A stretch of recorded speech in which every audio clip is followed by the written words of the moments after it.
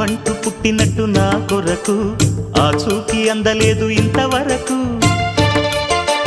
వచ్చింది గాని ఈడు ఒంటి వరకు వేధించలేదు నన్ను జంట కొరకు చూశాక ఒక్కసారి ఇంత వెలుగు నా వంక రాను అంది కంటి కునుకు ఈ అల్లరి గారడి నీ లీల అనుకోనా నీ పేరు ప్రేమ అవునా ఇవాళే నిన్ను పోల్చుకుందా